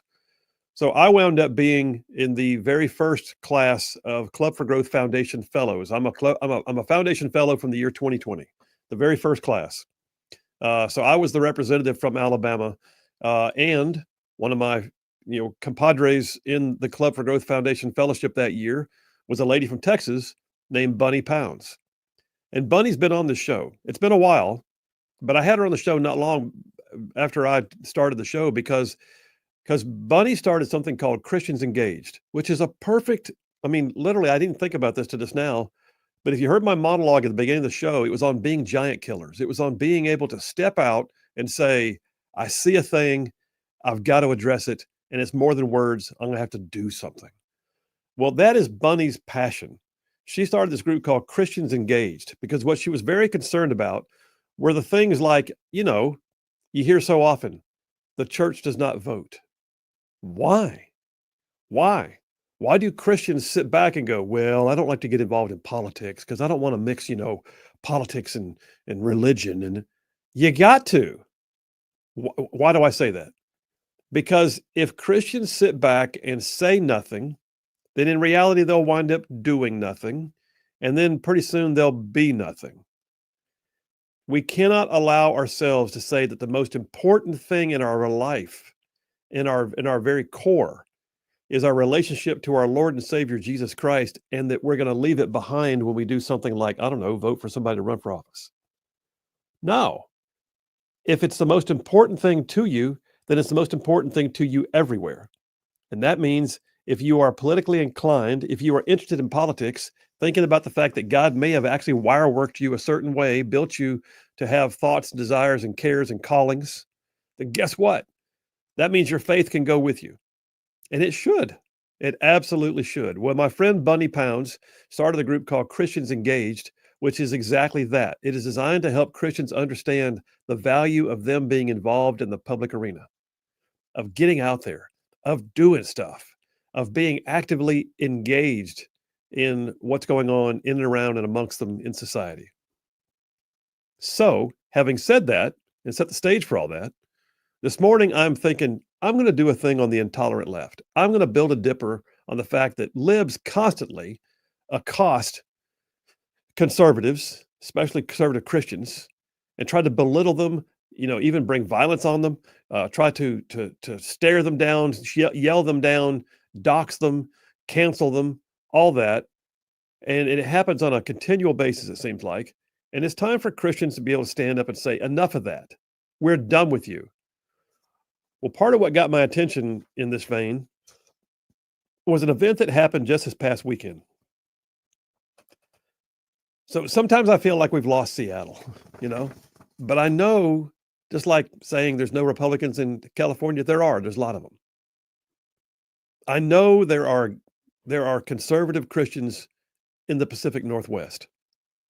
And I know that because when I was in Baghdad, I was attached to an infantry battalion out of the Oregon National Guard. And they were some of the finest people I ever served with. And they'll tell you, Seattle, Washington and Portland, Oregon, the Pacific Northwest politics tends to run out of those two cities. But when you get east of the Cascades, it's like living in Alabama. He said everybody's far more conservative. It's those big cities on the coast that tend to mess things up. Well, Seattle, Washington, this past weekend, Christians were working on an event to gather in a city park and to basically have a moment of prayer. It was called the Mayday USA Tour. And they were planning on being at a place called Cal Anderson Park, I believe. And to the point made by Dave from Capshaw, they were being basically persecuted by the mayor of Seattle. So the Christians who were trying to organize for an opportunity to rally, Seattle Mayor Bruce Harrell, this article says, condemned us as Christians for being in the city, calling us right-wing nationalists trying to attack the trans and LGBTQ communities. No, they weren't. They actually had applied for a permit for one park, but they were pushed by city officials to have to go to another one, the Cal Anderson Park. And the Cal Anderson Park is in an Antifa-based area. It's in a hotbed of leftist culture area. The city knew what it was doing, but the ministry, it says, followed all the proper procedures, went through all the processes. And the interesting thing that I find is my friend Bunny Pounds was one of the ones who was organizing the event. I did not know that till this morning. So I'm going to try and reach out to her tonight, see if she wants to call in tomorrow and tell us how it went. But the article I'm looking at comes from Charisma Magazine, and it was written by none other than my friend Bunny Pounds. And she says, we got there, and there were literally hundreds of protesters. At one point, she said, I counted somewhere between 500 to 1,000 protesters that lined the permitted area that we had to be in with signs and bullhorns, extended fingers, and vulgar shouts. Antifa showed up among the crowd, heckling all day in what they called their, quote, pro-trans support protest. They basically tried to shout down anybody who spoke. And one of the most egregious things that I saw happen was a young woman carrying her baby, trying to go to the event, being surrounded by LGBTQ activists with her baby and not being allowed to move. I mean, it was a threatening moment. And I had somebody who was actually there that I'm going to be reaching out to.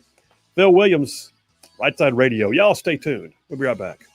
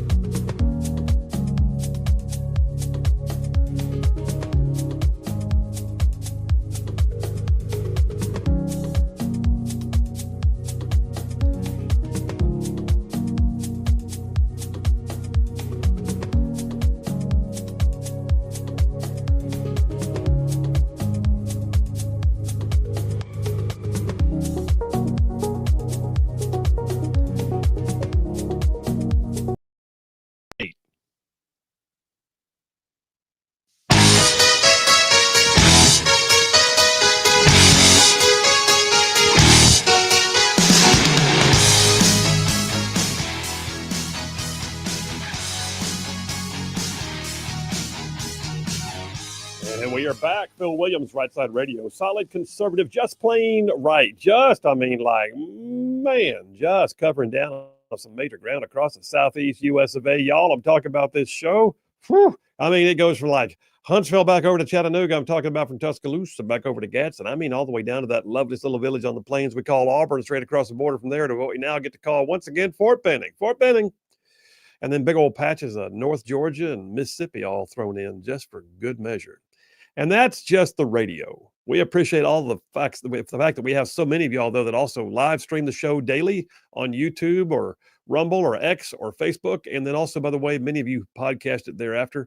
So thank you very much for being an audience that makes all this worthwhile. We appreciate you more than you can possibly know. Got a text again from David from Bucky's. He says, Phil, just think if Christians didn't vote in November, where would our great country be now? I agree. I mean, I think that we've got to stay in the fray. We've got to. And listen, I told you a minute ago about this situation happening in Seattle and the fact that I know somebody who was there. But what's also interesting is the FBI has now said they're going to investigate the mayor of Seattle. Oh, are they really? So a story here on Christian Broadcasting Network says the FBI is investigating the city of Seattle after the mayor pointed the finger of blame at a group of Christians who were assaulted by rioters because, it got ugly. It got bad. They were assaulted by rioters while participating in a worship and prayer rally. News of the violent counter-protest has gone viral, even sparking response from the White House. But you know what? Here's my thing. I don't think it's gone viral enough. That's what's so aggravated to me.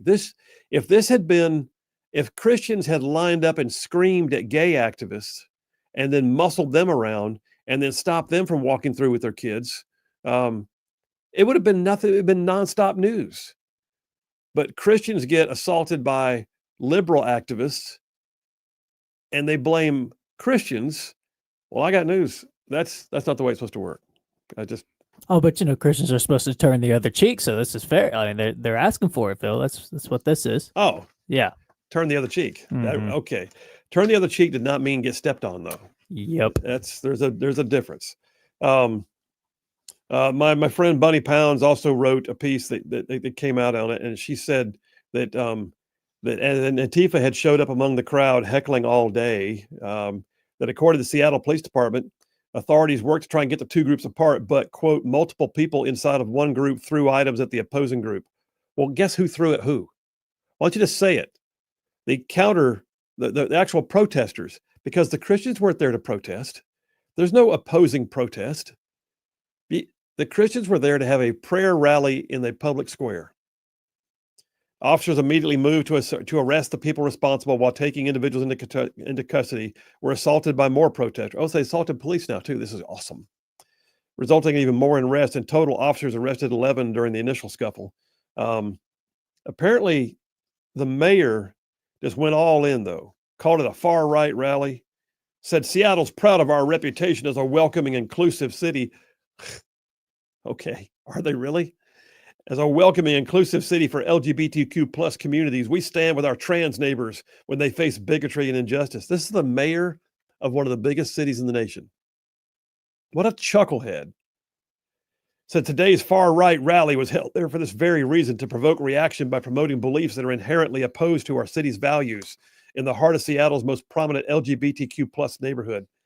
They went where the city made them go. That's the thing. And then the mayor tried to say that anarchists infiltrated the counter-protesters group and inspired the violence.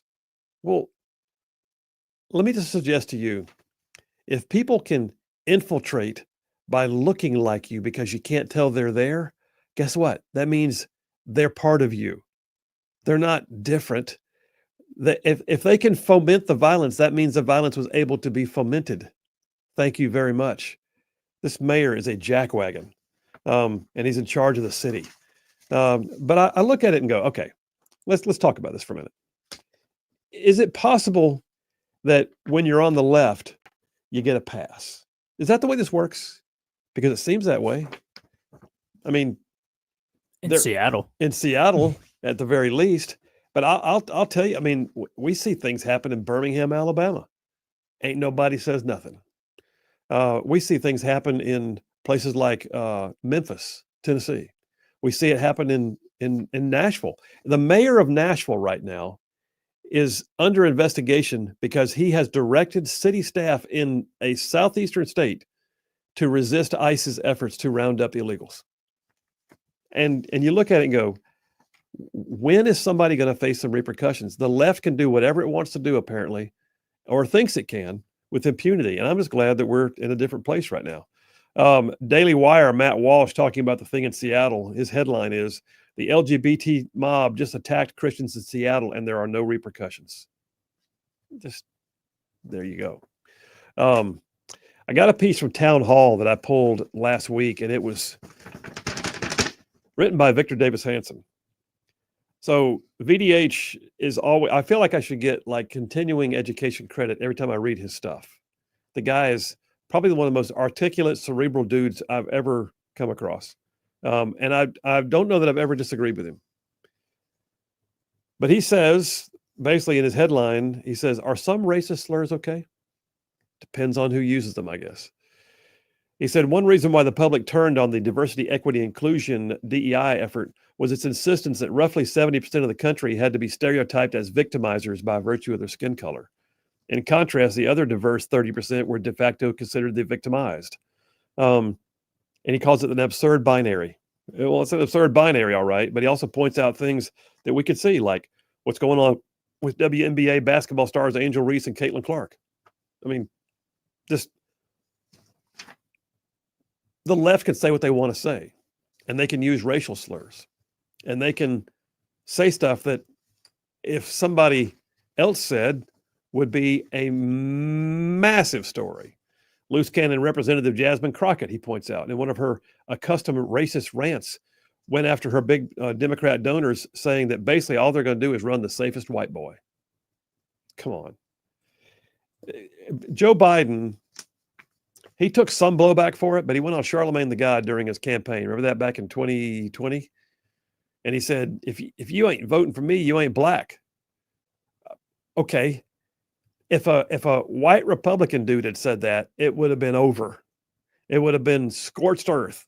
It would have been riots in the streets. But a Democrat, a liberal, can say stuff.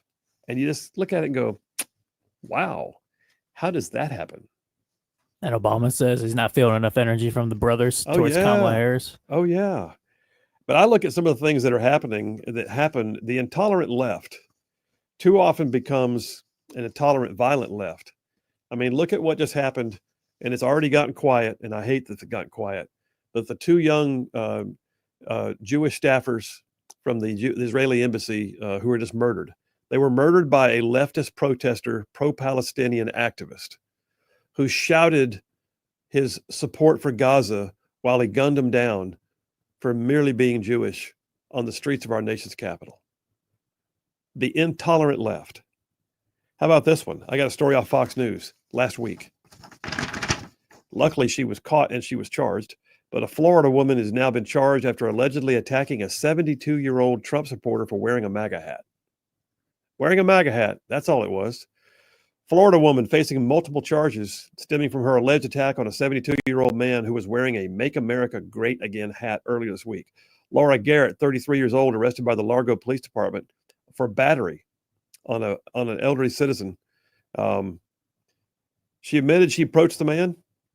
He has not been publicly identified, but she approached him. The two got into an argument, and at some point she poured a can of something on his head and then hit him on the back and the head and the shoulders. And basically she denies she hit him with a can. Oh, okay. She hit him with a can, JP. That's all right. That's the only thing she got is she denies she hit him with a can.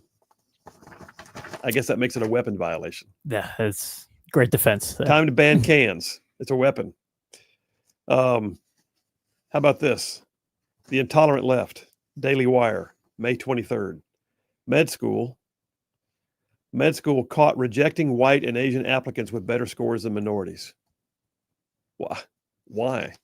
Well, we can't have that. We just listen. What we got to do here is we got to make sure that, we keep whites and Asians got to understand. We got to deal with the victims. Victims of what? They're applying for medical school. Are you saying that the intolerant left is not inclusive for everybody. It's only inclusive for some. That's exactly what they're saying. And then I can just go down the line. I got story after story. But the truth is, I guess what I'm trying to say is the intolerant left, they call themselves the party of tolerance. And that's the furthest thing from the truth. They call themselves the movement of, inclusiveness. Oh, no. Only if you believe what they believe. I get so irritated when I drive down the road and I pass one of those cars that has one of those coexist bumper stickers on. I talked about it last week. Coexist, it says. Every letter of the word coexist is done with a symbol from one of the various world religions. We already coexist. What the bumper sticker really means is you got to believe like I believe. No, I actually don't. And no, I don't. And no, I won't.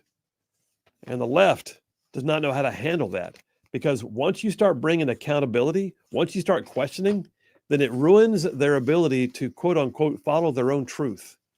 And the left has no idea what to do with that.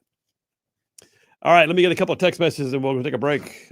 Clint from Tony, Alabama. He says, hey, Phil, city leadership in many cities in our beloved country seem to never be held accountable for their wanton pandering to their political base. It's way past time to put a stop to it. I agree. It's exactly what that mayor was doing. And I don't know if that mayor was just literally pandering to keep himself from being doxxed, or if he's, I don't know, maybe he's a gay activist himself.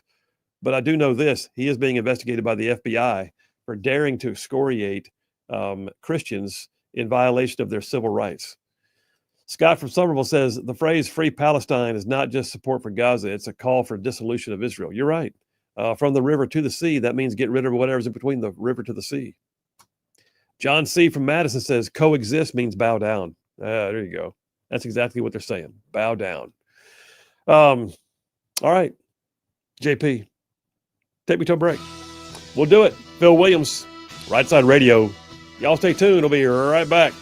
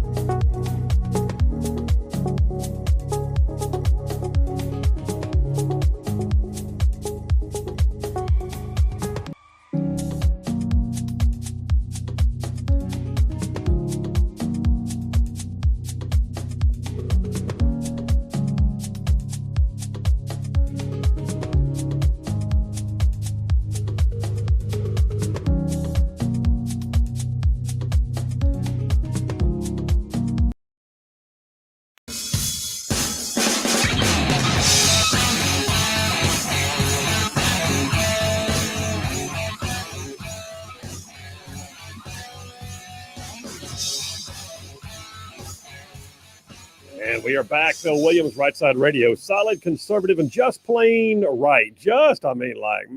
Making common sense like a superpower. Dave from Hazel Green says, Phil, you know the left is a movement of the, okay, it's a movement of the bowel, in my opinion. Okay, I understand you. Thank you, Dave. John from Huntsville has the grades in already. He says, Lee from Huntsville and Scott Buttram both get an A+ for their equally fantastic performance. Jared Hudson and Phil Williams get an A+ for their equally outstanding performances, which means today's winner with a perfect A++ is the king of Gen Z, JP. Congratulations, and the Screaming Goat sound earned you 10 extra credit points. Thank you, sir. There you go. All right. Hey, we got a breaking news story that just came out in the last few minutes, and I was checking it out during the break. And so I think I'll go with this just for a minute before we hit the end of the hour. Thankful Thursday. It is Thankful Thursday indeed. But the Trump administration, actually Donald Trump himself, I don't know if you recall this or not, but Donald Trump filed a lawsuit against CBS. This has been flying under the radar, in my opinion. But Paramount, CBS's parent company, Trump sued them for $10 billion. Billion with a B, billion dollars. The claim was related to election interference. Trump claims, I believe he's right, Trump claims that CBS did some pretty hinky editing of the interview with Kamala Harris last year to make her answers look better right before the election. That was their whole goal. It's obvious. But Trump sued CBS News and Paramount for $10 billion over allegations of election interference involving the 60 Minutes interview of then Vice President Kamala Harris. This is the one where you may remember 60 Minutes, Bill Whitaker was interviewing her. He asked her about Israeli Prime Minister Netanyahu, and she gave a word salad answer. It was awful, except that's not the one they ran with. They actually edited out a piece and put the answer in to make it look as if she gave a more concise and definitive answer that was basically a little better for her. And they did that knowing full well that she was going to look really rough right before the election if they went with her original answer. Well, that's the allegation, at least by Trump. Here's the thing. Trump just turned down an offer of settlement. It's not $10 billion, obviously, but Paramount CBS has offered $15 million to settle the CBS News lawsuit. Trump turned it down and is also demanding an apology. It's said that sources are saying that Trump's legal team is actually seeking at least $25 million and an apology, but it was a $10 billion lawsuit. They're not going to get $10 billion. That's not going to happen.